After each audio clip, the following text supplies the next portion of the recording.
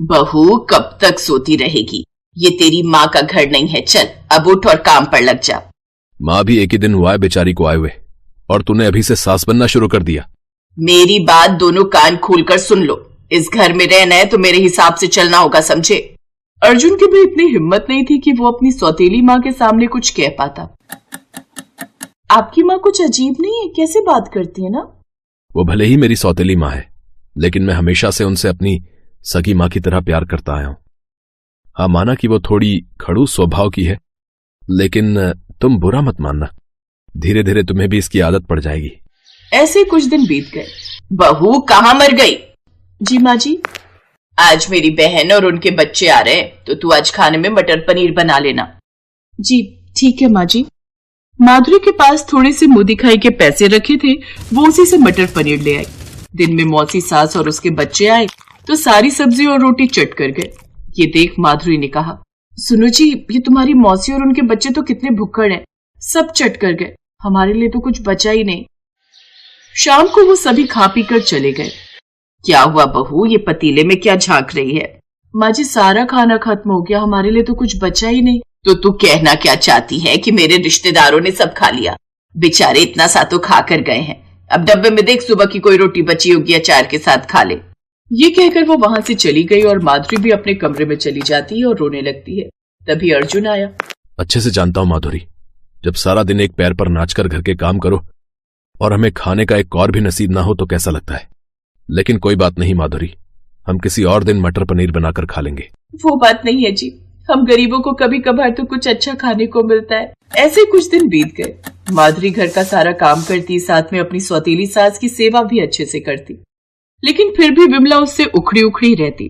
फिर एक रोज, माँ जी आज मेरे मायके वाले आ रहे हैं, वो किसी काम से दूसरे गांव आए थे तो सोचा मुझसे मिलते चलें, तो खाने में क्या बनाऊं माँ जी? हैं तो तेरे मायके वाले भूखे ही आएंगे क्या? खैर दाल रोटी सेक ले, और क्या। खुद के रिश्तेदार आए तो मटर पनीर और मेरे आए तो दाल रोटी। हे भगवान, ये कैसी गरीबी दी है तूने कि मेरे रिश्तेदार आए और मैं उन्हें कुछ बनाकर खिला भी नहीं सकती। कुछ देर बाद उसके मायके से उसके माँ बाबा और भाई आए। माधुरी ने उन्हें दाल रोटी खाने को दी। ये देख उसका मन तो दुख रहा था, लेकिन अपनी सास के आगे उसकी चलती भी कैसे।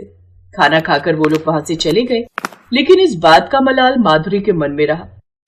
अर्जुन भी मजदूरी का काम करता था, जिससे उसे सिर्फ इतनी ही कमाई होती कि 2 वक्त की रोटी का जुगाड़ हो सके।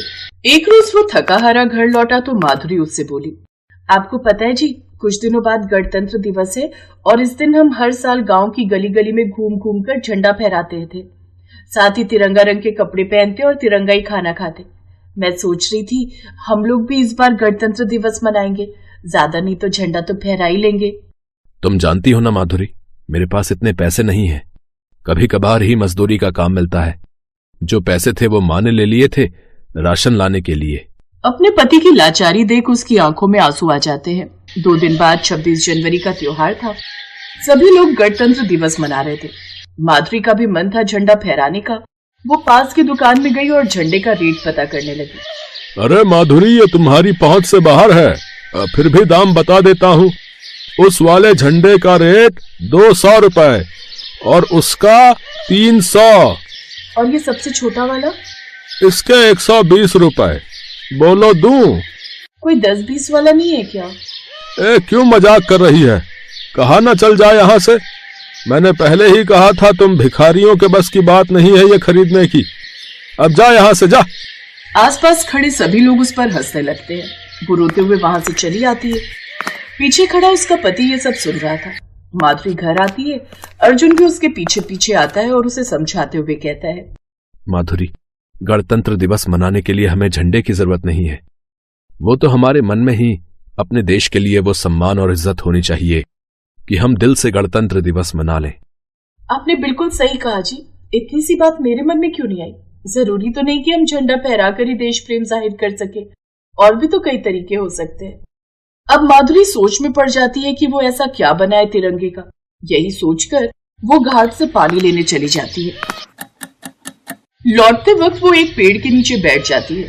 तभी उसके सामने कुछ लोग तिरंगा झंडा फहराते हुए और माता की जय के नारे लगाते हुए जा रहे थे।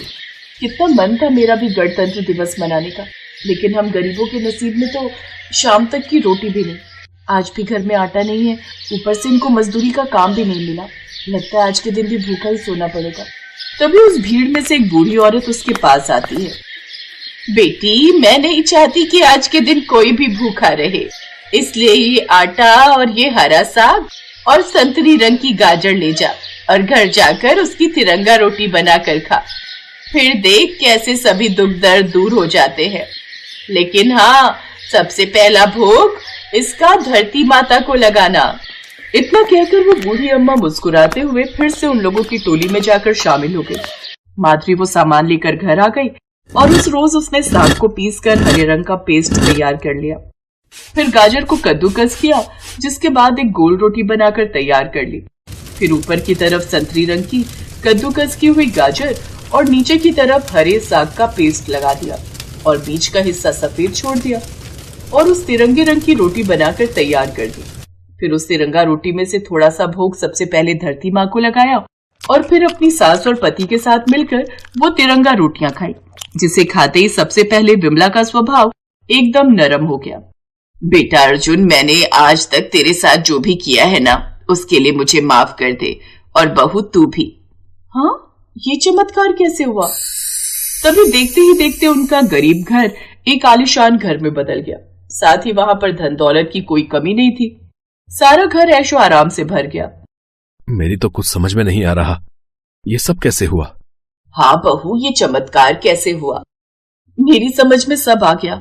इसका मतलब बूढ़ी अम्मा और कोई नहीं बल्कि भारत माता थी, जिन्होंने हमें ये जादुई तिरंगा रोटी दी ताकि हम भी अपना गणतंत्र दिवस अच्छे से मना सके। बूढ़ी अम्मा?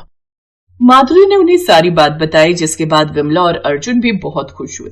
अब उनके पास किसी चीज की कमी नहीं थी।